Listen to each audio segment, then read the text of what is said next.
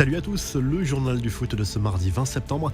Kylian Mbappé fait plier la FFF à lui tout seul. La Fédération française de football a finalement accepté de réviser la convention des internationaux français au sujet des droits à l'image en sélection. L'attaquant parisien qui avait annoncé quelques heures auparavant par le biais de ses avocats un nouveau boycott des opérations marketing se prêtera finalement à l'exercice des sponsors des Bleus ce mardi. Au départ, Noël Le Graët voulait que les choses restent ainsi au moins jusqu'à la Coupe du Monde. Pour faire simple, le clan Mbappé ne voulait plus que le joueur soit associé à certaines marques sans droit de regard. Visiblement, plusieurs cadres des Bleus ont poussé aux côtés du Parisien pour que les choses changent à ce niveau-là et très vite. Quelques infos à Mercato. Le Barça a un nouveau plan pour se débarrasser d'Antoine Griezmann. Après la presse anglaise et espagnole, le club catalan craint désormais de perdre sa bataille avec l'Atlético qui veut faire baisser le prix du joueur à 20 millions d'euros au lieu du double en le faisant jouer moins. L'idée serait désormais d'atteindre le mercato d'hiver pour tenter de vendre le champion du monde à un club de Première Ligue prêt à mettre les moyens pour s'offrir les services de Griezmann. Manchester United pourrait passer à l'action en janvier en cas de départ de Cristiano Ronaldo. Les Red Devils qui penseraient également à Gonzalo Ramos qui plaît beaucoup à Erik ten Hag. Le Sun révèle que les dirigeants mancuniens ont déjà pris contact avec les agents du joueur du Benfica, mais il y a une grosse concurrence sur ce dossier.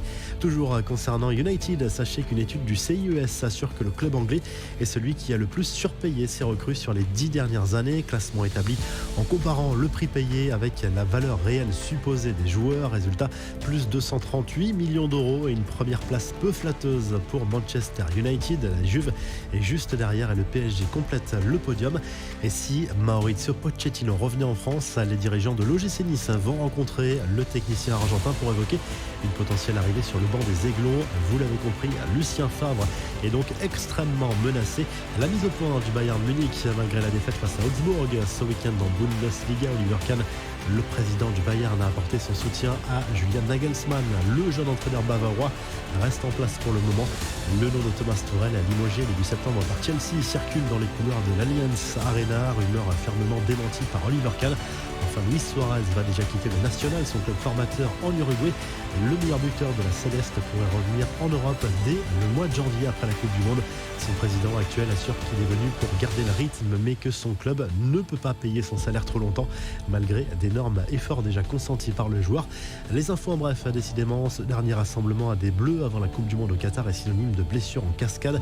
Hugo Lloris et Théo Hernandez ont dû renoncer à lundi. Alban Lafont et Lucas Digne ont d'abord été appelés, mais le défenseur d'Aston Villa est lui aussi indisponible. Finalement, il est remplacé par Adrien Truffert, 20 ans, pur produit du centre de formation du Stade Rennais, qui quitte les espoirs pour rejoindre le groupe de Didier Deschamps. Erling Haaland, marqué à la culotte d'après le Daily Mail, Manchester City a envoyé un membre de son staff médical, un thérapeute du sport, afin de surveiller la routine quotidienne de sa nouvelle recrue pendant la trêve internationale. Le joueur a rejoint la sélection norvégienne. Les Citizens avaient déjà fait la même chose avec Sergio Agüero et Kevin De Bruyne par exemple. Enfin, la Samp bientôt sous pavillon qatari, c'est possible selon l'ANSA, l'agence de presse italienne. Un membre de la famille royale du Qatar veut bien racheter le club de Gênes. La revue de presse, le journal L'équipe se penche sur les soucis qui s'accumulent pour la Fédération française de foot à 2 mois de la Coupe du Monde au Qatar, l'affaire Pogba, les accusations contre Noël Le Graët ou la convention droit à l'image, les blessures également, cela commence à faire beaucoup. En Espagne, le Mundo Deportivo consacre une partie de sa une à Marco Asensio, l'attaquant du Real Madrid qui sera en fin de contrat en juin, intéresse le FC Barcelone. Xavi apprécie son profil et le club merengue ne devrait pas le retenir. Et en Italie, le Corriere dello Sport évoque les inquiétudes de Roberto Mancini. Le sélectionneur de la Squadra Azzurra se plaint du trop grand nombre de buteurs étrangers recrutés en Serie A, ce qui empêche l'émergence de jeunes talents italiens. Selon lui, en dehors d'Immobilier, la sélection italienne n'a pas d'attaquant de niveau international selon ses propres aveux. Si le journal du foot vous a plu, n'hésitez pas à liker, à vous abonner pour le retrouver très vite pour un nouveau journal du foot. Chaque seconde comme un espoir. Et puis la lutte s'est accélérée.